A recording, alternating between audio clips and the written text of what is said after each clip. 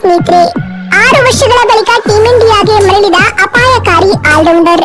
ಇವರನ್ನ ಕಂಡು ನಿದ್ರೆಯಲ್ಲೂ ನಡುಗುತ್ತಿದೆ ಇಡೀ ಅಫ್ಘಾನ್ ಪಡೆ. ಹಾಗಾದ್ರೆ ಟೀಂ ಇಂಡಿಯಾಗೆ ಮರಳಿರುವ ಆ ಅತ್ಯಂತ ಅಪಾಯಕಾರಿ ಆಲ್ರೌಂಡರ್ ಯಾರು ಎಂಬುದನ್ನೇ ಇವತ್ತಿನ ಈ ಒಂದು ವಿಡಿಯೋದಲ್ಲಿ ತಿಳಿಸ್ಕೊಡ್ತಾ ಹೋಗ್ತೀನಿ. ಹಾಗಾಗಿ ದಯವಿಟ್ಟು ಈ ವಿಡಿಯೋವನ್ನ ಕೊನೆವರೆಗೂ ನೋಡಿ ಸ್ನೇಹಿತರೆ.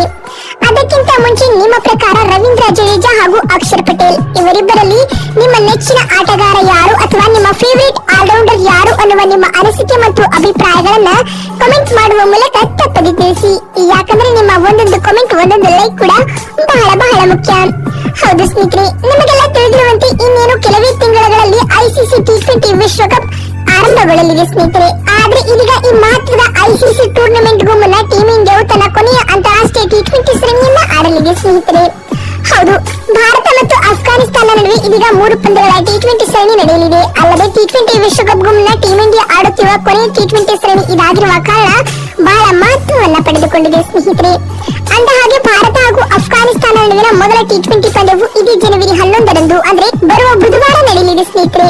ಇಂಡೋ ಅಫ್ಘಾನ್ ನಡುವಿನ ಮೊದಲ T20 ಪಂದ್ಯವು ಪಂಜಾಬ್ನ ಮೊಹಾಲಿಯಲ್ಲಿರುವ ಐಎಸ್ ಬಿಂದ್ರಾ ಅಂತಾರಾಷ್ಟ್ರೀಯ ಕ್ರೀಡಾಂಗಣದಲ್ಲಿ ನಡೆಯಲಿದೆ ಸ್ನೇಹಿತರೆ. ಅಂದ ಹಾಗೆ ಈ T20 ಪಂದ್ಯವು ಭಾರತೀಯ ಕಾಲಮಾನದ ಪ್ರಕಾರ ಸಂಜೆ 7:30ಕ್ಕೆ ಆರಂಭಗೊಳ್ಳಲಿದೆ ಸ್ನೇಹಿತರೆ. ಆದ್ರೆ ಇದೀಗ ಇದರೆಲ್ಲದರ ನಡುವೆ ಅಫ್ಘಾನ್ ವಿರುದ್ಧದ T20 ಸರಣಿಯನ್ನ ಆಡಲು ಟೀಂ ಇಂಡಿಯಾಗೆ ಹಲವು ವರ್ಷಗಳ ಬಳಿಕ ಭಯಂಕರ ಆಲ್ರೌಂಡರ್ ಒಬ್ಬರ ಎಂಟ್ರಿ ಆಗಿದೆ ಸ್ನೇಹಿತರೆ.